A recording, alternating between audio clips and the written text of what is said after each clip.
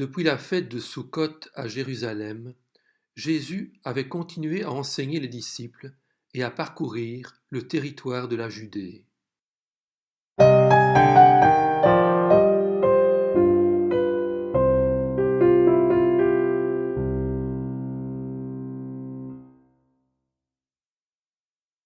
Un jour de sabbat, alors que Jésus enseignait dans une des synagogues, il vit une femme habitée par un esprit qui la rendait infirme depuis 18 ans.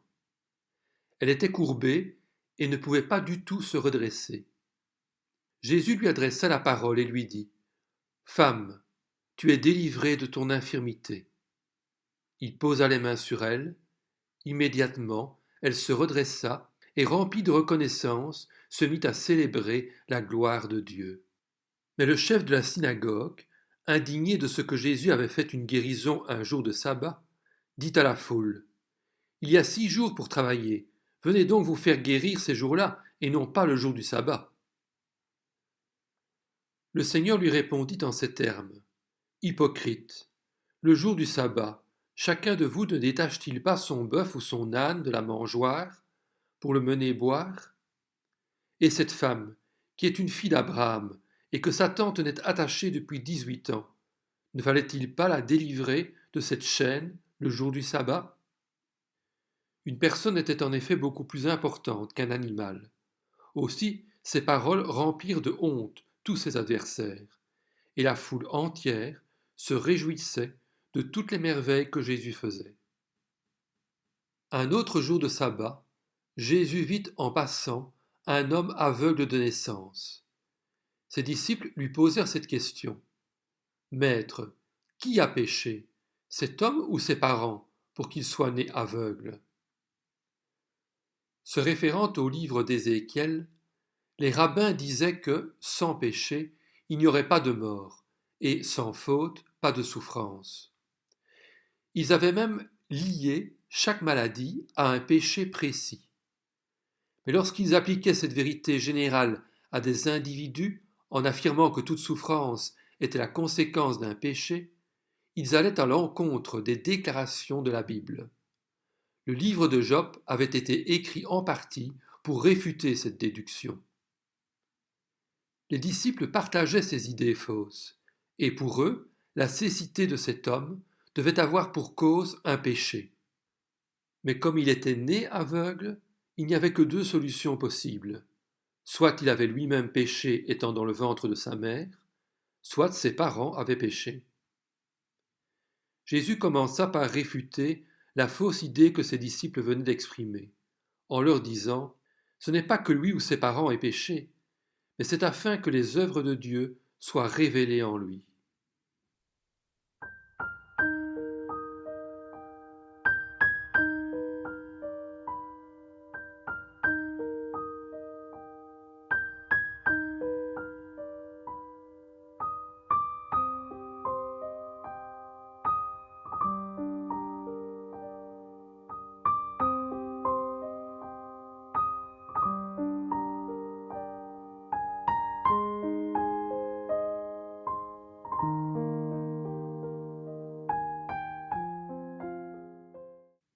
Il faut que je fasse, continua Jésus, tant qu'il fait jour, les œuvres de celui qui m'a envoyé.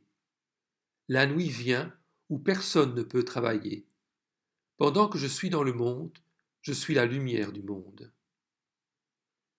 Il y avait quelques jours à peine, à la fin de la fête des Tentes, Jésus avait affirmé être la lumière du monde. Il allait ici le démontrer. Cet aveugle de naissance illustrait la condition naturelle de tout homme spirituellement aveugle dès la naissance. En tant que lumière du monde, Jésus allait transmettre la lumière, tant physique que spirituelle, à cet infirme. Il cracha par terre et fit de la boue avec sa salive. Puis il appliqua cette boue sur les yeux de l'aveugle, afin de stimuler sa foi. Ensuite, en test d'obéissance, il lui donna comme instruction : « Va te laver au bassin de Siloé », nom qui signifie envoyé, comme Christ est l'envoyé de Dieu. L'homme obéit, y alla, se leva et revint voyant clair.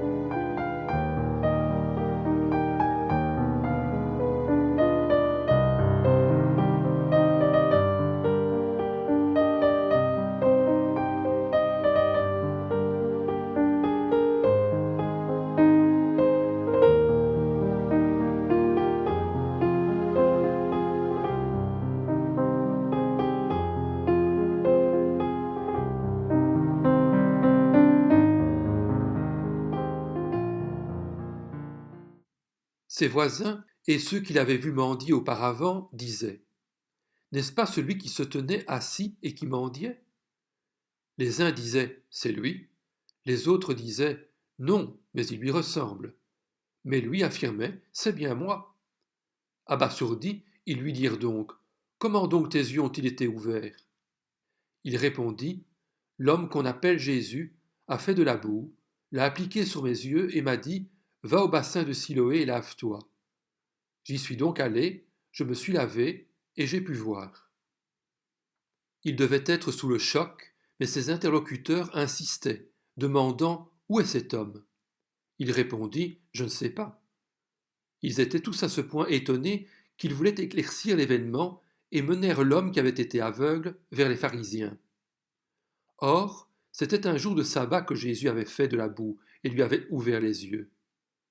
Lorsqu'à leur tour les pharisiens demandèrent à l'homme comment il avait pu voir, il répéta: L'homme qu'on appelle Jésus a appliqué de la boue sur mes yeux, je me suis lavé et je vois. Là-dessus, quelques-uns des pharisiens disaient: Cet homme ne vient pas de Dieu, car il ne respecte pas le sabbat. Pour eux, quelqu'un qui ne respectait pas le sabbat ne pouvait pas être un homme pieux, et par conséquent, son miracle ne prouvait pas son autorité divine. C'était au contraire un geste provocateur. Mais tous n'étaient pas du même avis, et la division atteignait même les pharisiens. Certains, en effet, impressionnés par le miracle lui-même, disaient: Comment un homme pécheur peut-il faire de tels signes miraculeux? Pour eux, seule la puissance de Dieu pouvait réaliser un tel miracle, et il fallait donc réexaminer le cas. Ils dirent encore à l'aveugle: Toi, que dis-tu de lui, puisqu'il t'a ouvert les yeux? Il répondit: C'est un prophète. Les Juifs ne voulurent pas croire qu'il avait été aveugle. Ils s'imaginaient que c'était un faux aveugle, qui faisait croire à sa cécité afin de susciter la pitié. Alors, ils firent venir ses parents. S'assurer de la crédibilité d'un témoin était de leur responsabilité. Ils les interrogèrent en disant: Est-ce bien votre fils que vous dites être né aveugle? Comment donc se fait-il qu'il voit maintenant? Ses parents, prudents, leur répondirent: Nous savons que c'est bien notre fils, et qu'il est né aveugle, mais nous ne savons pas comment il se fait qu'il voit maintenant, ni qui lui a ouvert les yeux. Interrogez-le lui-même, il est assez grand pour parler de ce qu'il concerne.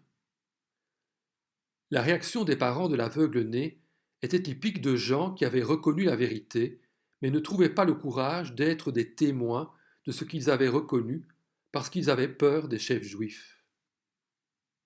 En effet, ceux-ci avaient déjà décidé d'exclure de la synagogue celui qui reconnaîtrait Jésus comme le Messie, ce qui signifie être mis au banc de la société. Voilà pourquoi ses parents dirent: Il est assez grand, interrogez-le lui-même. Les pharisiens appelèrent une seconde fois l'homme qui avait été aveugle et lui dirent: Rends gloire à Dieu, nous savons que cet homme est un pécheur. C'était une façon de faire pression sur lui et de l'inviter à reconnaître la faute qu'il avait commise en prenant parti pour Jésus. L'homme répondit: S'il est un pécheur, je n'en sais rien. Je sais une chose, c'est que j'étais aveugle et maintenant je vois. Son témoignage était clair. Il refusait de nier ce qu'il savait être la vérité. Ils lui dirent de nouveau: Que t'a-t-il fait? Comment t'a-t-il ouvert les yeux? Espérant trouver quelque contradiction dans son récit. L'aveugle guéri se rendit compte que l'objectivité impartiale de ces gens n'était qu'une façade, et, lassé, il répliqua avec sarcasme par une question apparemment innocente, mais qui devait faire apparaître leur vraie motivation. Pourquoi tenez-vous à me le faire répéter? Est-ce que par hasard vous avez l'intention de devenir vous aussi ses disciples? Si, effectivement, ils avaient enquêté objectivement, cela aurait dû être l'une des issues possibles de l'enquête.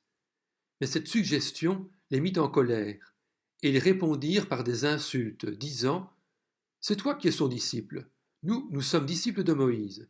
Nous savons que Dieu a parlé à Moïse, mais celui-ci, nous ne savons pas d'où il est. En fait, ils démontraient par là qu'ils n'avaient qu'une seule intention, c'était de faire avouer à l'aveugle guéri que l'homme qui l'avait guéri était un pécheur. L'aveugle guéri était étonné de l'incrédulité de ces autorités religieuses, et il leur fit une démonstration théologique en règle en leur répondant: Voilà qui est étonnant. Vous ne savez pas d'où il est, et pourtant il m'a ouvert les yeux. Nous savons que Dieu n'exauce pas les pécheurs, mais qu'en revanche, si quelqu'un l'honore et fait sa volonté, il l'exauce.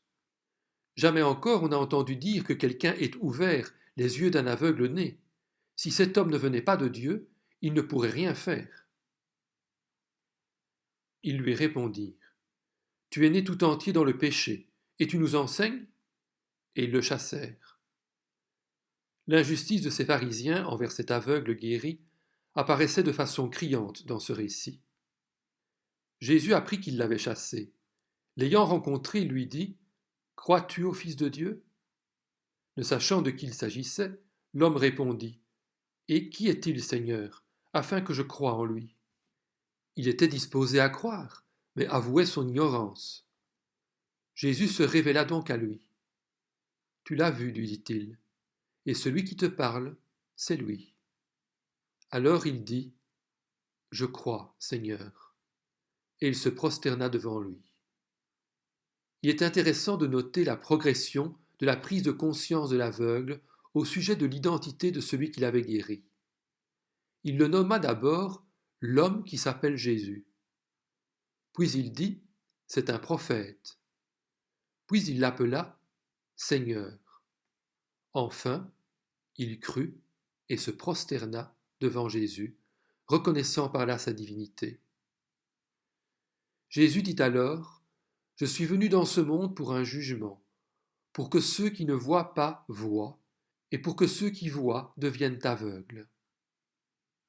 Quelques pharisiens qui étaient avec lui entendirent ces paroles et lui dirent: Nous aussi sommes-nous aveugles? Jésus leur répondit: Si vous étiez aveugles, vous n'auriez pas de péché.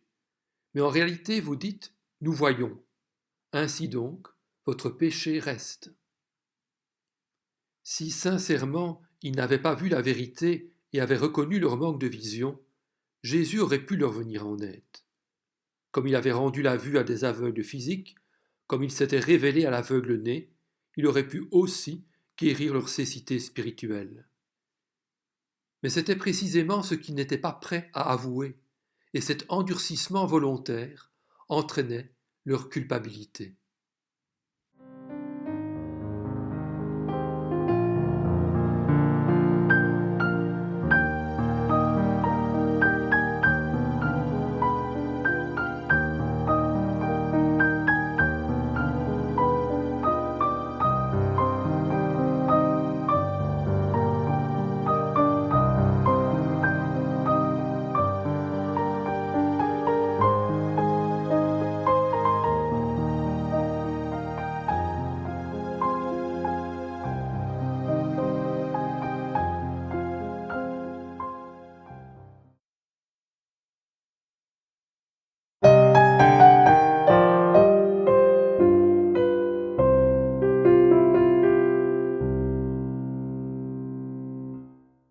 Jésus était à nouveau à Jérusalem.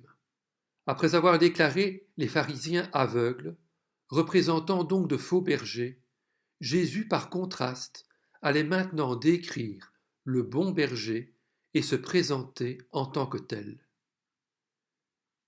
L'allégorie du berger allait toutefois être exploitée par Jésus de trois manières successives. Il leur enseigna d'abord les droits qu'il avait à se présenter en tant que berger d'Israël. En vérité, je vous le dis, celui qui n'entre pas dans l'enclos des brebis par la porte, mais s'y introduit par un autre endroit, est un voleur et un brigand. Mais celui qui entre par la porte est le berger des brebis. Le gardien lui ouvre, et les brebis écoutent sa voix. Il appelle par leur nom les brebis qui lui appartiennent, et il les conduit dehors. Lorsqu'il les a toutes fait sortir, il marche devant elles, et les brebis le suivent, parce qu'elles connaissent sa voix. Elles ne suivront pas un étranger, mais elles fuiront au contraire loin de lui, parce qu'elles ne connaissent pas la voix des étrangers. Jésus leur dit cette parabole, mais ils ne comprirent pas de quoi il leur parlait. Pourtant, l'image du berger de son troupeau était familière en Israël. Non seulement elle appartenait à la vie courante, mais encore elle avait été utilisée maintes fois dans les Écritures pour montrer les bons soins de l'Éternel à l'égard de son peuple. L'enceinte de l'enclos des brebis, constituée d'un muret de pierres sèches, était gardée pendant la nuit par un portier qui empêchait les voleurs et les animaux de proie d'y entrer. Quand le berger venait chercher ses brebis le matin, le portier lui ouvrait et le berger pénétrait dans la bergerie. Dans cet enclos se trouvaient rassemblés plusieurs troupeaux, mais le berger avait donné des noms à ses brebis et les appelait. Les brebis, reconnaissant la voix familière de leur propriétaire, s'avançaient vers lui. Il les conduisait alors à l'extérieur de l'enclos pour les mener vers des champs, et les brebis le suivaient où qu'il aille. Au contraire, si un étranger entrait dans la bergerie, les brebis fuyaient loin de lui, car elles ne reconnaissaient pas sa voix. Il était impossible d'attirer un troupeau, même en imitant très bien la voix du berger.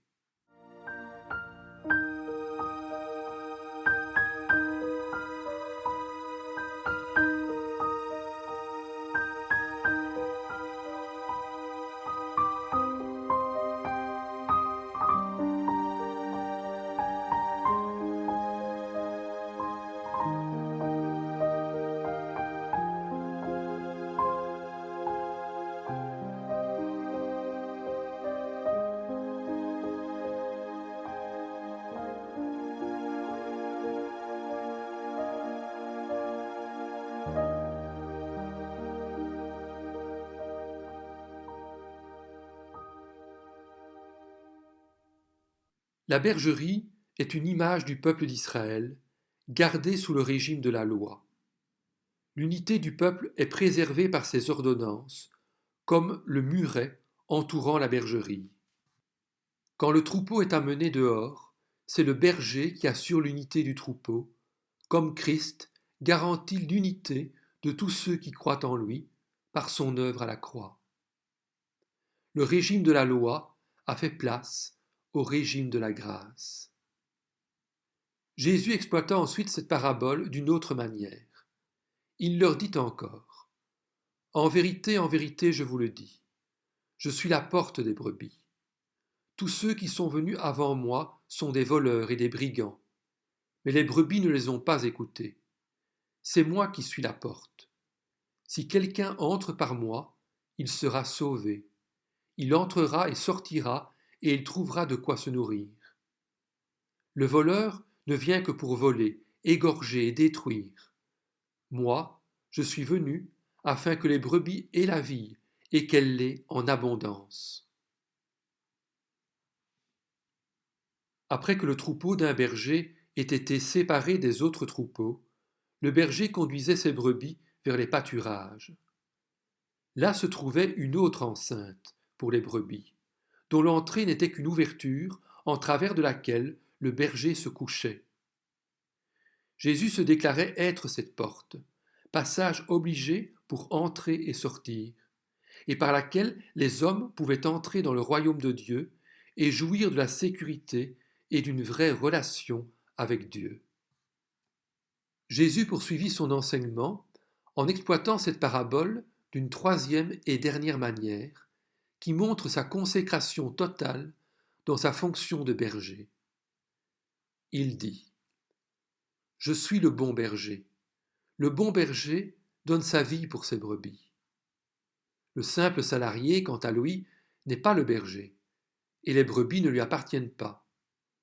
Lorsqu'il voit venir le loup, il abandonne les brebis et prend la fuite. Alors le loup s'en empare et les disperse. Le simple salarié s'enfuit car il travaille pour de l'argent et ne se soucie pas des brebis. Moi, je suis le bon berger. Je connais mes brebis et elles me connaissent, tout comme le Père me connaît et comme je connais le Père. Je donne ma vie pour mes brebis. J'ai encore d'autres brebis qui ne sont pas de cet enclos. Celles-là aussi, il faut que je les amène. Elles écouteront ma voix et il y aura un seul troupeau, un seul berger. Le Père m'aime, parce que je donne ma vie pour la reprendre ensuite. Personne ne me l'enlève, mais je la donne de moi-même. J'ai le pouvoir de la donner et j'ai le pouvoir de la reprendre. Tel est l'ordre que j'ai reçu de mon Père. À la tombée du jour, le danger menaçait en Palestine. De nombreux lions, loups, panthères, chacals, léopards, ours, hyènes vivaient dans les campagnes. La vie du berger pouvait donc être menacée. Contrairement aux salariés qui travaillaient pour gagner de l'argent et cherchaient plus à se protéger lui-même, fuyant devant le moindre danger, le bon berger, Louis, prenait soin de ses brebis, les nourrissait, les protégeait au prix de sa vie. L'image peut s'appliquer à tous les conducteurs religieux, qui font leur métier comme ils feraient n'importe quel autre, pour subvenir à leurs besoins matériels. Tant que tout va bien, ils s'acquittent consciencieusement de leurs tâches. Mais dès que surviennent des dangers, la préoccupation de leur propre sécurité et de leur intérêt passe avant l'intérêt des brebis. Le bon berger, au contraire, avait une relation personnelle avec ses brebis, et cette intimité était semblable à l'amour et la confiance caractérisant la relation entre le Père et le Fils. Quand Jésus parlait d'autres brebis en dehors de l'enclos, et donc de la bergerie d'Israël, il faisait allusion aux rachetés de toutes les nations qu'il rassemble pour former un seul troupeau dont l'unité est formée par le Saint-Esprit. Toutes ces paroles provoquèrent de nouveau une division parmi les Juifs. Beaucoup d'entre eux disaient « Il a un démon, il est fou, pourquoi l'écoutez-vous » Mais d'autres disaient « Ce ne sont pas les paroles d'un démoniaque. Un démon peut-il ouvrir les yeux des aveugles »